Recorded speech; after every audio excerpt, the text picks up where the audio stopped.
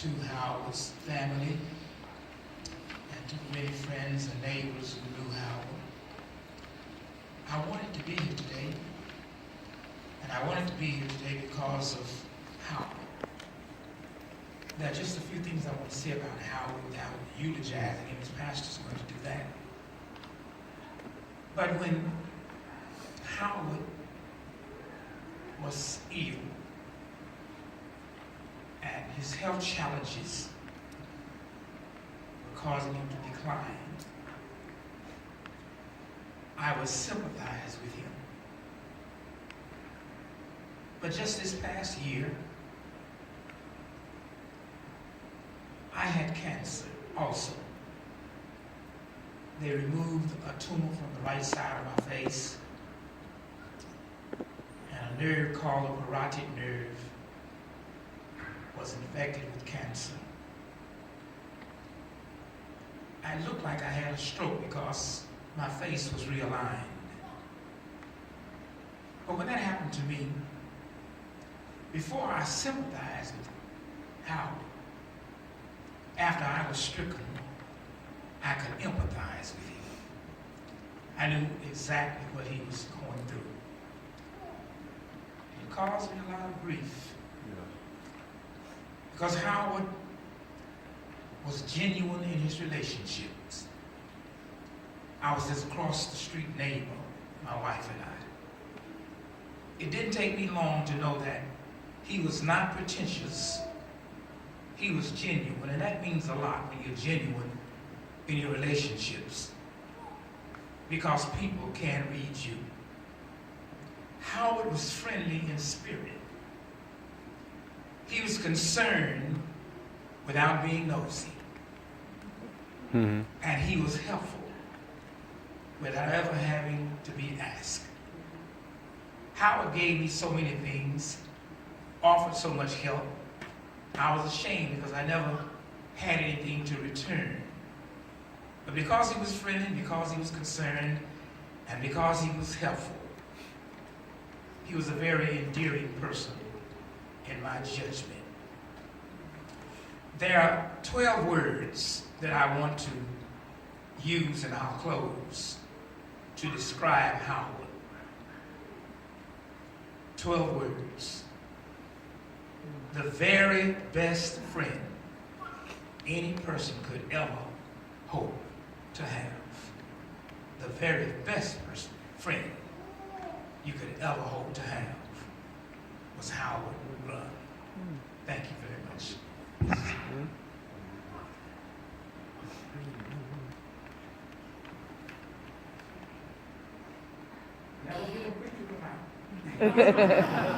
You be careful. Amen. I'm going to do mine from down here.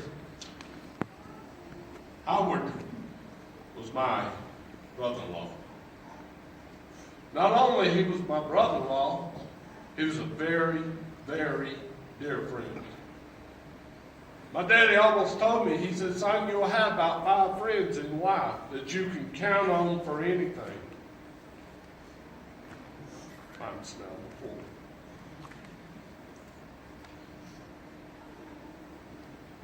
I'd like to share something with you. I can share stories about us repairing cars. He came in for another brother-in-law's funeral, and my little green truck had 500,000 miles on it. And my wife, she said, well, why don't you get my brother to help you fix that truck?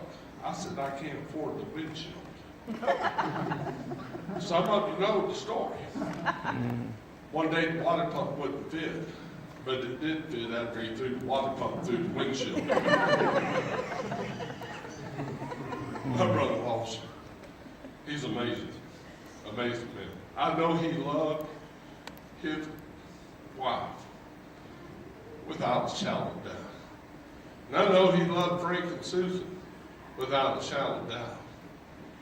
Then I know he loved his granddaughters and grandson.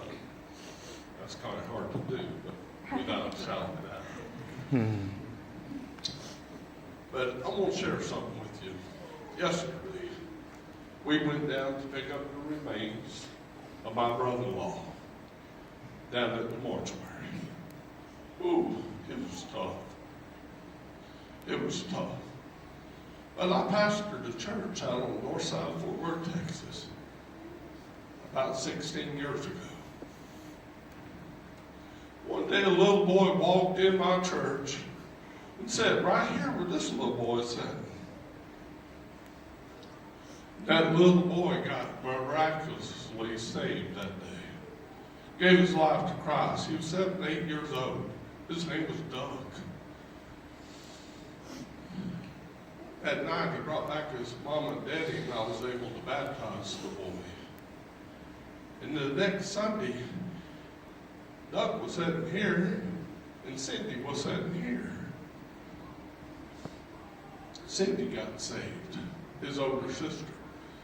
And that night, I was able to baptize Cindy. During the service, in the baptismal service, Doug stood up. Charlie, you stand up for me? Just stand up in the chair. Amen? In the chair. He stood up just like this, and he about this boy's eyes, and he went, started clapping his hands. And I thought, wow. And he said, praise God, the preacher ain't going to keep him down. I never knew what that meant to us. You know, I said, why did he say that? Yesterday, when we were picking up the remains of my brother-in-law, that came back, brother. Praise God. No devil ain't going to keep him there. He's in heaven above. The Bible says to be absent from the bodies, be present with the Lord. John 14:6 says, let not your hearts be troubled. You believe in God, believe also in me. Amen. I know my brother-in-law, because we've talked about it many, many, many times, had a relationship with Jesus Christ. And if he could say one thing today from here, he would say, please, please listen to that preacher preach about Jesus Christ. Amen. God bless you. I love you, family.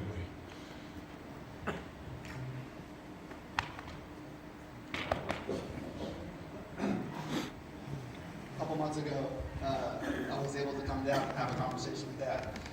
And I asked him, I was like, hey, on this day today, what do you want me to say? And in typical Howard, he said, well, can you be funny? I can't be as funny as you, but I'm trying to be a little funny. Because when I was thinking about what to say here today, I'm surrounded by love and humor and so many grateful things. I think back to a conversation that Mom and Susan and I had when he was in Germany. This was 1988. Like he just went. We were just brand new in our house. They've been living in for almost 30 years now. Jerry and Susan, they all remember. It was that time where boyfriends and girlfriends slowly started getting introduced to our home. And Susan asked this random question over dinner as we're sitting on the floor, as we did for many, many years. Hey, Mom, when I decided to marry a man,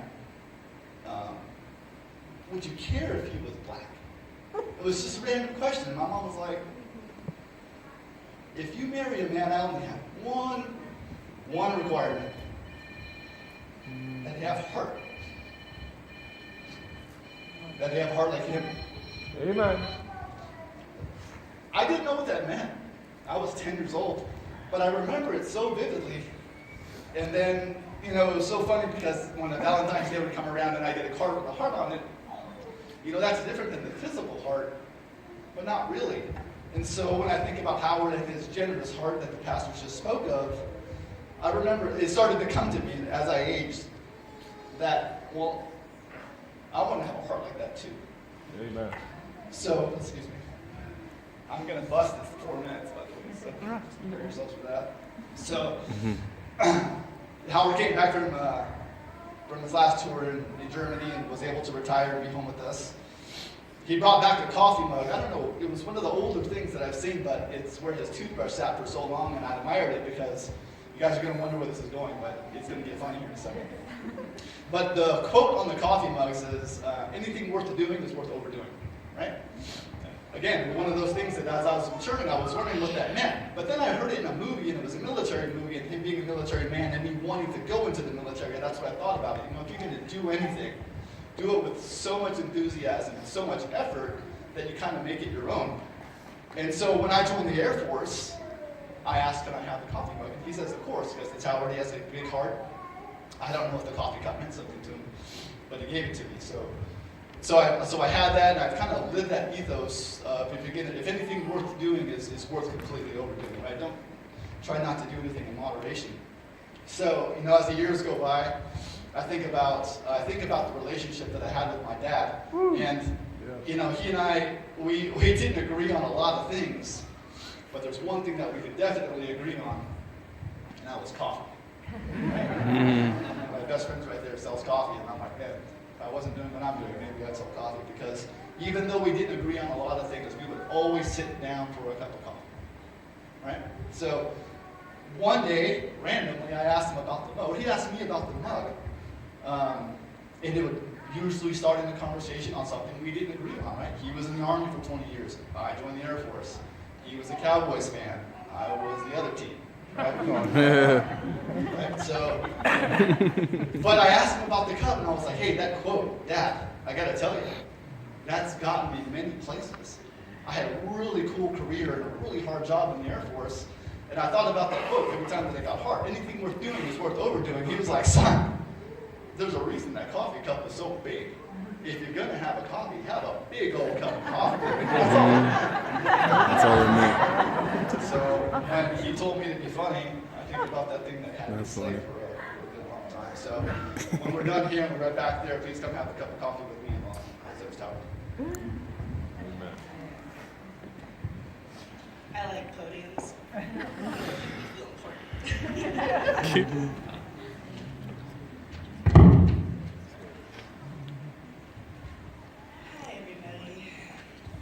So being the first and only grandchild for years certainly had its perks. For my childhood, Grandpa Howard was full of tickle fights, which he always won no matter how hard I tried, movie dates, weekend fishing trips, and root beer floats. My cousins and I know very well that he loved his knives, his computer games, and his movies. But more than anything, he had nothing but the purest love for his grandchildren. Yes. He was very much like a little kid when it came to making us happy. I hate to tell you this now, Grandma, but every time you told me that we weren't allowed to have candy before dinner, there was always Grandpa Howard with a handful of peanut clusters in his jacket pocket, ready to sneak in a meal for a meal. It wasn't before long until I hit my teenage years, and the heartbreak of cancer began to take its course with my grandfather. At the time, cancer wasn't something I was all that familiar with, until visit after visit started getting very different at Grandma and Grandpa's house. There were less days of tickle fights and root beer floats, and more days of chemotherapy and sick days at home. This has been a very sorrowful and painful journey for all of us, but I think that the greatest lesson that I have obtained from this journey is that there is absolutely nothing more powerful than unconditional love. It was love that kept my grandma strong through everything she had to do to take care of Grandpa Howard. Love that kept her strong through every sleepless night and every back-breaking chore she had to do just so that Grandpa Howard's needs were met. For me, she has set the most phenomenal example of what it is to be an amazing woman. I want nothing more in life than to follow her footsteps and to personally amount to her care, compassion, dedication, and of course, unconditional love. During my last day with Grandpa Howard, the dementia that hijacked him began to show itself right as I was about to depart Barstow and head back home to Washington State. He repeatedly told me that he is going to come with me on my trip back home, and he wanted me to have a security guard, and that he wanted to make sure I was safe, even though in reality, we all knew that he couldn't leave with me. Though this goodbye was irrational and even a bit frightening, he made it clear that more than anything, all he wanted was for me to be safe. And that showed me that not even the evil that is dementia can defeat unconditional love. And his love is the reason that we are all here together on this day, celebrating the life of my grandpa. I I love you all, friends and family. Thank you. Amen.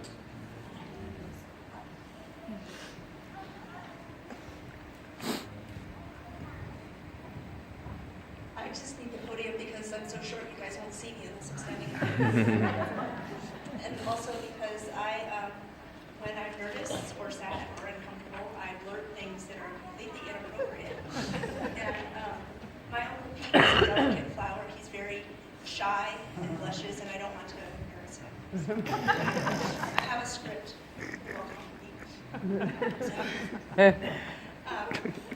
My mom is my best friend, but I've always been a daddy's girl. And as a small child, my dad was Superman in camouflage. As an angsty preteen, I felt he was out to ruin my life. And as I transitioned into adulthood, he was my role model. When I joined the retiree/parent/grown-up club, he was my dearest friend. And now he's my placeholder in heaven, and I'd like to share some of my memories, if I can quick mine. Janice, why didn't you stop me from putting on my makeup this morning? Right. So Uncle Pete, you'll probably remember this, but when I was, I think, about 4 years old, Daddy, who was in the Army, was my hero. And we were visiting his hometown, a tiny town in Texas called Denver City, which is nowhere big enough for such a big name. My brother was about 3 at the time, and he and I are sitting behind the wheel of someone's car, it's probably Granny's car, and we're pretending to drive up a slight slope up the street where we're parked. And my cousin, Mitzi, and my Aunt Natalie, I think they're both little girls too, just a little bit older than me, they're sitting in the back seat, and we're making race car noises together. Go faster, we're racing, boom, shift the gears. And I was so excited that I was the one behind the wheel. And Mitzi and Natalie were in the back seat where babies were supposed to sit. And I grabbed the gear shift and I started thrusting it backward and forward in the groove between the driver's seat and the passenger seat. And my brother's making the race car noises for me, and I'm shifting with one hand and twisting the steering wheel with the other. And then the car started to roll backwards. And we're halfway down the hill when Daddy and Uncle Pete, I don't know if they heard the screaming or if Mitzi bailed and got them. I don't know how they knew, but they came out to rescue us. Pete ran out and slammed the car and stopped it, and Daddy reached in the window and shifted the car from neutral back into park. And Mom comes out and she snatches me and Frank out of the car and goes between scolding us and hugging us. And Daddy was my hero that day. And if we got spanked for it afterwards, we probably deserved it, but I don't remember it. Fast forward, when I was 12, that's when the Army gave Dad an assignment to Germany. We were living in Puerto Rico at the time, and I was one of the loudest voices protesting the PCS move. Preteen Susan complained, I can't Dad go by himself. I'm pretty much grown now, and I don't really need him around. I need my friends. I love California. I love all my school friends. I love that Mom's not afraid to drive here like she was in Germany. And so when Dad got the orders, Frank and I both said we didn't want to go. And Mom grudgingly agreed. We had already lived in Germany, and so we decided that this tour Dad would go unaccompanied while we continued school stateside and Mom continued to work at her job on base. And when Mom drove Dad to the airport, as they were pulling away, excuse me, I ran to my room and I sat in my closet in the dark, curled in a ball and crying, asking myself, what did I do? I felt so guilty that somehow it's all my fault that we're not going to live with Dad for 2 years. And, as a melodramatic preteen, I started singing snippets of a Richard Marx song while tears are showing down my face. I was like, hold on to the night, hold on to the memories. I wish that I could give you something more. And the moment wasn't romantic like the song was supposed to be, but I was 12, so what do I know? I think the words seemed to fit to me. Did I break our home? And I don't remember if I ever told Dad, but I felt so bad about that. I just don't remember. When I was 18, my efforts to follow in my dad's footsteps by enlisting in the Army were met with a solid no from both parents. So I went with Plan B. They said I could join the Air Force. Dad was the one to drive me to the bus station to send me off to boot camp and MEPS, and Mom stayed home. We'd already said our goodbyes, and she was too emotional to do it again. I don't know where I get it. Dad not the type of person who shows emotion easily. So he didn't say he was proud of me for following his tradition of military service. And he didn't say that he loved me, but we both knew that it was true. What he did say was, try not to get into too much trouble if you can help it. I joked that I couldn't make any promises, and he smirked. He had a great smirk, and he says, well, hell, at least try not to get caught then. Before he put me on the bus, he gave me a rib-cracking hug and knocked on my head. That was Dad speak before I left you, and I'll miss you.